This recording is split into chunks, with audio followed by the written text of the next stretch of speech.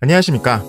오늘은 개인이 장기 렌트 계약을 할 때 반드시 알아야 할 현실적인 주의사항과 장점, 단점을 균형 있게 살펴보겠습니다.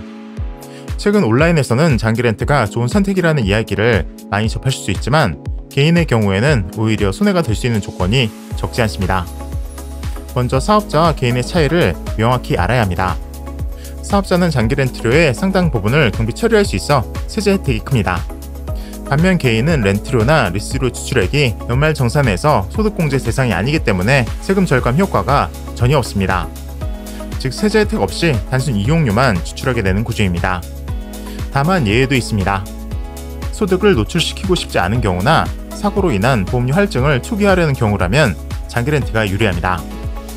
특히 3년 이상 계약하면 보험료 산정 기준이 처음 상태로 돌아가 높은 할증을 받고 있던 운전자는 큰 절감을 체감할 수 있습니다.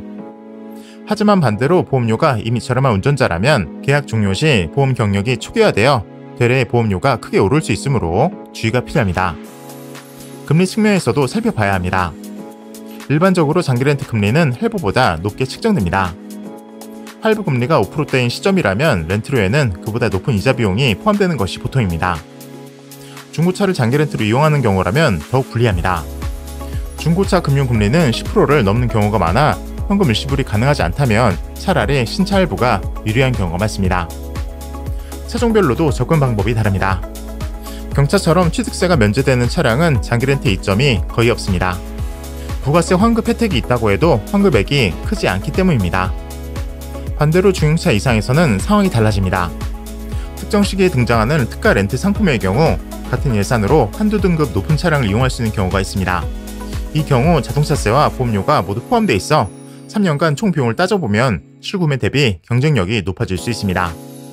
옵션 구성에 따른 렌트료 차이도 중요합니다. 예를 들어 첨단 안전 패키지나 대화면 디스플레이, 하이패스, 휠 업그레이드 등을 포함하면 초기 비용과 월 납입액이 모두 상승합니다. 하지만 할부로 구매할 때 이 옵션들을 따로 추가하면 더 많은 초기 지출이 발생할 수 있으므로 렌트 조건에서 미리 포함시킨 것이 유리한 경우도 있습니다. 중고차와 비교해 보겠습니다.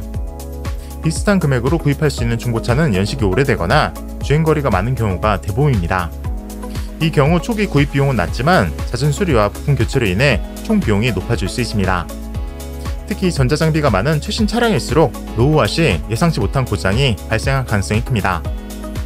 LPG, SUV와 같은 일부 모델은 장기 렌트의 장점이 뚜렷합니다.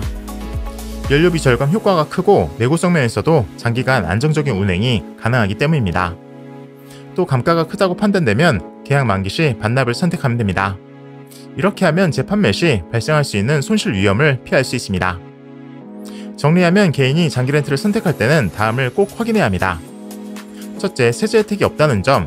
둘째, 보험 경력 초기화 여부와 향후 보험료 변동 가능성. 셋째, 금리 수준과 할부 대비 총 비용 비교. 넷째, 차량 옵션과 등급에 따른 장단점. 다섯째, 중고차와 신차 렌트의 유지비 및 리스크 차이입니다. 결국 장기 렌트가 유리한지 불리한지는 이용 목적, 운전 습관, 보험 이력, 차량 감가율 등을 종합적으로 고려해야 합니다. 겉으로 보이는 월 납입액만 보고 결정하기보다 계약기간 전체 비용과 부가 혜택, 그리고 계약 종료 후의 선택지까지 미리 계산하는 것이 필요합니다. 신차 견적에 대해서 궁금하신 점이 있다면 고정 댓글의 링크 통해서 문의 남겨주시면 전문가가 친절히 상담해드리겠습니다. 감사합니다.